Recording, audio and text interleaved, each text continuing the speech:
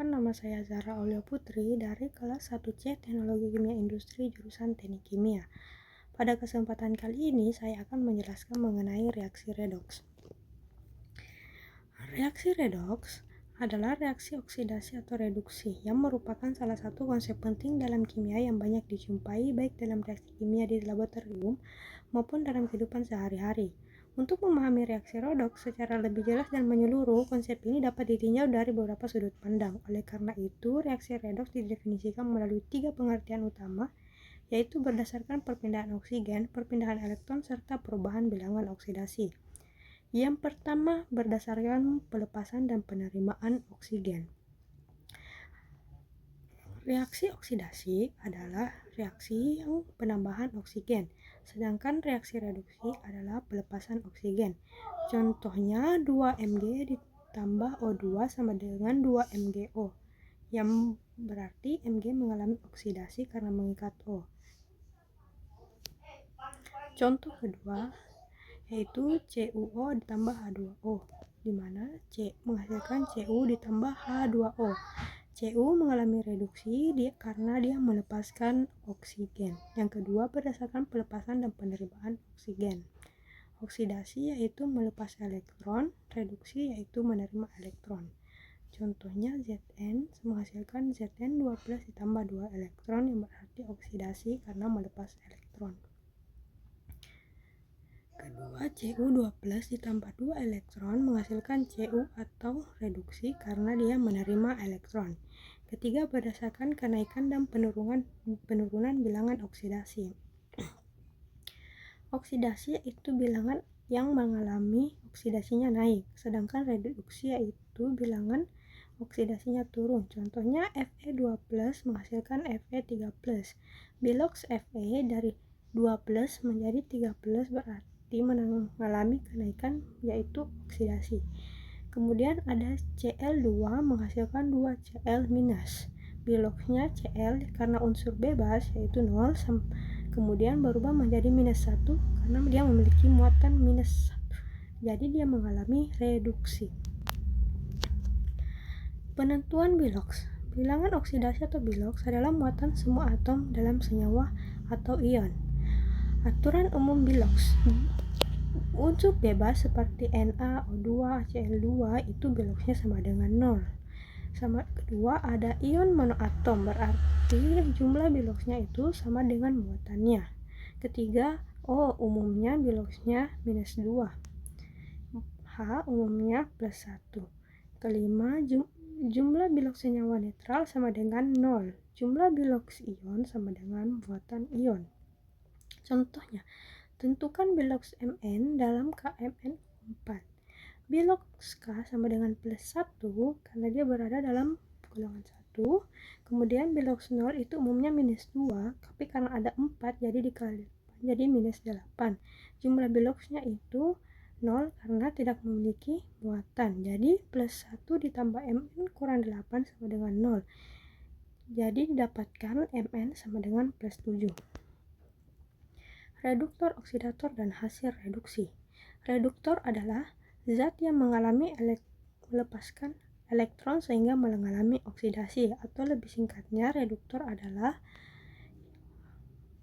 yang mengalami oksidasi. Ciri-ciri reduktor adalah bilangan oksidasinya naik dan menyebabkan zat lain mengalami reduksi. Contohnya, kedua, oksidator. Oksidator adalah zat yang menerima elektron sehingga mengalami reduksi. Ciri-cirinya yaitu mengalami reduksi, bilangan oksidasinya turun dan menyebabkan zat lain mengalami oksidasi. Sedangkan hasil reduksi adalah zat-zat hasil reaksi setelah proses oksidasi dan reduksi berlangsung.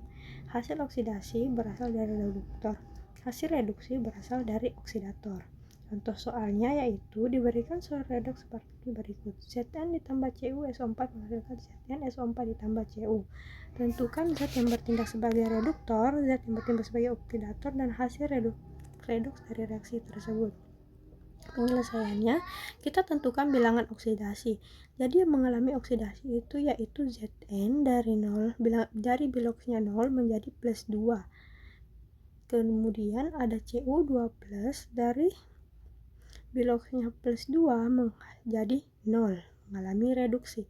Berarti yang didapatkan di sini reduktornya adalah Zn karena melepaskan elektron dan mengalami oksidasi. Yang kedua oksidatornya yaitu Cu2 plus dalam CuSO4 karena menerima elektron dan mengalami reduksi. Sedangkan hasil reduksinya adalah hasil oksidasi yaitu ZnSO4 dan hasil reduksi adalah Cu. Penyetaraan reaksi redoks. Yang pertama menggunakan metode Bilox. Metode ini menyetarakan reaksi dengan menyamakan kenaikan dan penurunan bilangan oksidasi. Langkah-langkahnya yaitu menentukan bilangan oksidasi semua unsur, tentukan unsur yang mengalami oksidasi dan reduksi, ketiga hitung perubahan bilangan oksidasi, keempat samakan jumlah elektron yang dilepas dan diterima, kelima setarakan unsur lain selain O dan H, keenam terakhir setarakan O dan H jika ada. Contohnya, setarakan reaksi dari Zn ditambah HCl menghasilkan ZnCl2 ditambah H2. Langkahnya yaitu Zn itu adalah langkah pertama yaitu menentukan bilangan oksidasi semua unsur. Jadi yang mengalami oksidasi yang pertama adalah Zn dan yang mengalami reduksi adalah H+. Zn melepas 2 elektron, H+ menerima 2 elektron. Zn tambah 2 HCl menghasilkan ZnCl2 ditambah H2. Kedua ada metode setengah reaksi. Metode ini memisahkan reaksi menjadi reaksi oksidasi dan reaksi reduksi lalu menyatukannya kembali. Metode ini sering dipakai pada reaksi dalam larutan asam dan basa. Langkah umumnya jika larutan asam pisahkan menjadi reaksi oksidasi dan reduksi, setarakan atom lain selain O dan H, kemudian setarakan O dengan penambahan H2O, kemudian setarakan H dengan H+, setarakan muatan elektron, samakan jumlah elektron lalu gabungkan. Contoh, menyetarakan Zn ditambah Cu2 plus sama dengan Zn2 plus tambah Cu. Reaksi yang mengalami oksidasi Zn tambah Zn2 plus kita tambah 2 elektron. Kemudian reaksi reduksi Cu2 plus ditambah 2 elektron menghasilkan Cu. Jika digabungkan, Zn tambah Cu2 plus menghasilkan Zn2 plus tambah Cu. Pengaplikasian redoks itu pada 1. Perkaratan besi atau korosi. Korosi adalah proses oksidasi logam atau oksigen dan air. Kedua, baterai dan aki. Energi listrik dihasilkan dari reaksi redoks spontan. Ketiga, respirasi sel. Respirasi adalah reaksi redoks biologis untuk menghasilkan energi atau ATP. Keempat, ada fotosintesis. Fotosintesis adalah kebalikan dari respirasi yang melibatkan redoks dengan energi cahaya. Kelima, ada pemurnian logam atau elektrolisis.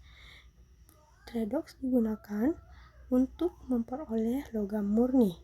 Yang keenam, ada pemutihan dan disinfektan.